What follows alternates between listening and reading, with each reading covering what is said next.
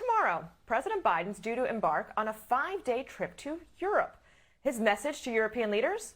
America is back. His message to us here at home? Foreign policy must work for the middle class. Let's take a look at how that's going to shake out in the next few days. First up, a meeting with the Pope. Now, this will be Biden's 4th meeting with Pope Francis. And since Biden is only the 2nd Catholic president, the Pope's words will carry extra meaning. And things might get awkward, given the Pope had to say some strong words about the nation's treatment of refugees. And notably, Biden has refused to change any asylum policies Trump put in place. Well, then Biden goes to the G20, where 80% of the world's wealth and 60% of the world's population gathers to make decisions. Notably missing this year, Russia and China. And this is where Biden will take a victory lap about the global minimum tax, which will make corporations pay at minimum 15% in taxes. Now, the challenge is that Biden also wants to tout what he's accomplished here at home. And that's going to be hard to do without the infrastructure bill being settled before Sunday. What he is going to tell these countries with social safety nets: hey, y'all, we're stuck arguing over 4 weeks of paid leave and universal pre-K while y'all been doing 10 times that for your people for years. Like literally 10 times more. Most European countries have a year of paid leave, free childcare, and free education. That's why they pay taxes. Also on the chopping block, Biden administration's green energy investment plan. Now, that would be helpful to have in place so Biden can go to his final stop, the UN Climate Conference, and talk about how the United States is doing its part to prepare for being one of the world's major contributors to climate change. So all the world watches as the President of the United States make concessions to one senator, Joe Manchin of West Virginia. Now, if President Biden is not able to build back better, what does it mean for Democrats next week in Virginia, in the midterms in 2022, and beyond? Joining us to discuss, national political correspondent for Politico, Brakkton Booker, and professor of women's studies at Rutgers University, Brittney Cooper. Brittney, let's start with you. Terry McAuliffe, his campaign to be reelected to the gubernatorial seat in Virginia, he may end up being the first casualty of Biden not being able to get an economic agenda passed. If he does lose, do you think progressive Dems will end up conceding further on this deal just to get something done? Absolutely. I think that one of the things we're seeing is that we're beset by the problem of pragmatism in the Democratic Party. And quite frankly, the pragmatists are going to win over those who are trying to dream bigger and trying to push a broader agenda. And so I think that progressives are going to ultimately have to do the thing that makes they have to be able to go into the midterms and say that they've gotten something done, say that they've actually been able to legislate. But I think that the broader problem is that the American people are tired of piecemeal solutions. We have just gone through a major national crisis dealing with COVID. People are tired and weary. And because the American Rescue Plan was so bold and gave people such immediate relief and was more progressive, people's expectations have shifted now. So I do think that while progressives ultimately are going to have to concede in order to get something done, I don't think that they should concede yet. I think that they have to keep fighting. They have to show that their agenda would actually bring more relief than the kind of stonewalling and obstructionist politics that Joe Manchin is engaged in. But the challenge, of course, is that we have built a country where where power still comes down to one white man.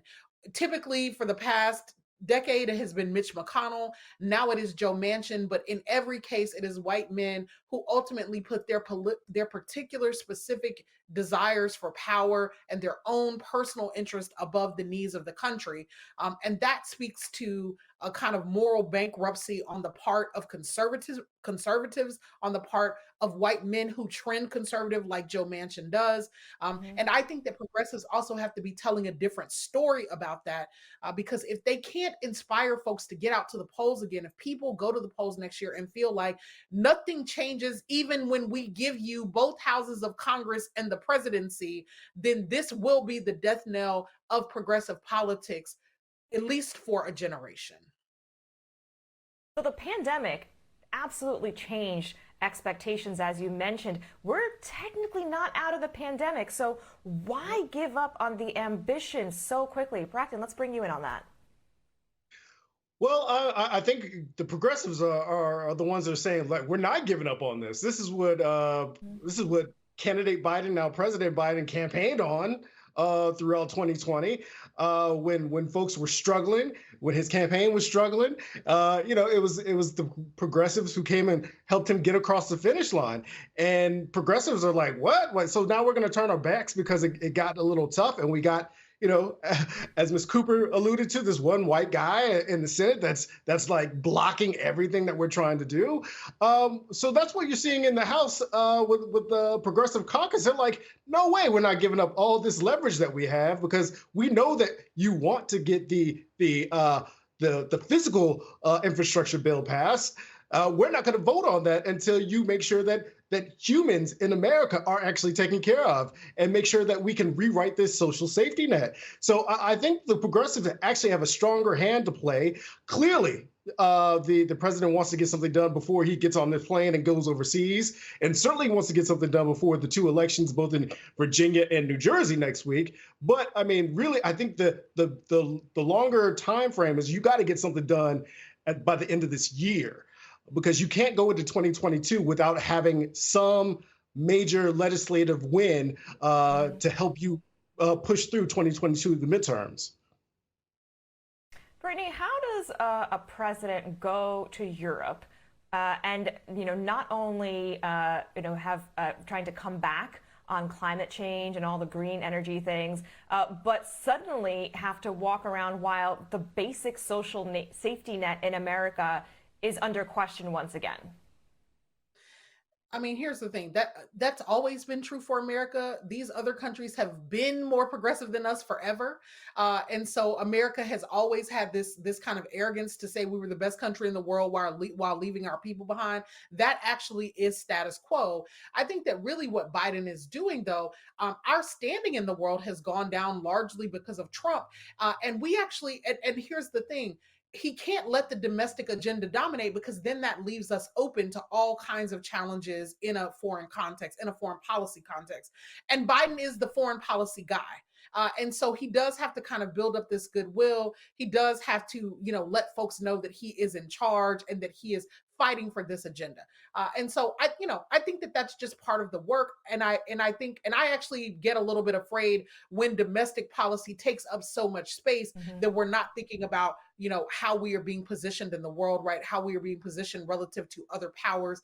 And I think also that what these folks hope is that the idea that we are falling behind internationally will actually create a moral narrative here, a moral imperative here to try to keep up.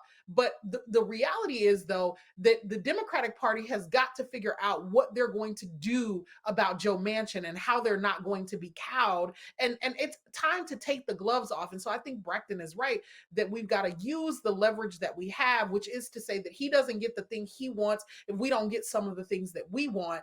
But the reality is that he also has a level of power that he is apparently willing to use in ways that would harm other people and protect his personal interest in coal, and protect. But more than all of that, they're also trying to protect a vision of America that is receding from the background, right? That is not true anymore. Where white men dominate and white men rule and white men rule, white men rule the day. That's really what Joe Manchin is protecting. And I think that I want to see progressives actually have a more clear moral narrative about the problem with Joe Manchin and not just a policy battle. Because because here's the other thing. Our It's not actually true that our people don't know that Joe Manchin is the problem. That's why Republicans and Joe Manchin won't get on board with a voting rights bill, because they know that our people see that he is the problem. And so this is also why they're trying to suppress the black and brown vote. This is why they're trying to suppress votes of color, because it's not the case that we don't see the problem and that we wouldn't use our voting power in the voting booth to actually try to change some things. And so I think progressives have to double down on the narrative and say it's not conceding power to Joe Manchin to say this one white man is holding up democracy, and we've got to build a world in which no singular white man ever has that kind of power again. And I think that has to be the party line. Brakkton, though, Brittney mentioned this idea of a pragmatic voter, right? And that's, in theory, the black pragmatic voter is what helped get Biden the nomination coming out of South Carolina. Yet what helped Biden get the majority in the Senate was Raphael Warnock, the black senator, who then carried over John Ossoff over the line as well. So Georgia delivered 2 senators that got the majority. At what point does Biden and the Democratic Party try to shore up Raphael Warnock, who's actually up for re-election before Joe Manchin? That's an interesting question. I think it's first things first, right? First things first, you got to get to 50. And that is the number that is most important before we get to, saving people's seats. How do you get Joe Manchin, Kyrsten Sinema on board, as well as keeping Bernie Sanders and then getting the House Democrats on board? I think that's his biggest challenge. Obviously, yes. And jump in there because Joe Manchin was John Bird's seat. That was a Democratic, conservative Democratic seat. Georgia is what flipped, and it flipped because of black voters. I definitely hear you. And without some type of legislation on voting rights, I think it's going to be very difficult for the president's party to go back to voters in 2022 and say, hey, I just need you one more time. I promise this time we'll get something across the finish line. I think black voters are going to be like, we gave you a shot. Maybe we just don't show up this time. Because, if you have control of the White House and control of both chambers of Congress, and there's infighting about really what's on the margins of your agenda, and now we're talking about really price tags instead of what is good for the American people. I think people get fed up with politics, especially if it's Democrat versus Democrat. People start to say well, what was the point of us coming out in the middle of a pandemic to get you guys all this power if you're not going to use it to benefit us? So the conundrum is very apparent, and it will start to play itself out in 2022. But like I said, I try to be optimistic. I think there is still time to get something done before this calendar year. I don't think it's going to get done before Virginia and New Jersey, but that is still the goal. Well, Brakkton is predicting by the end of this calendar year, which will be nearly 1 year into the Biden administration, we may have significant legislation. If not, we'll have to restart the calendar then. Brakkton Booker, thank you for joining us. Brittney Cooper, please stay right there.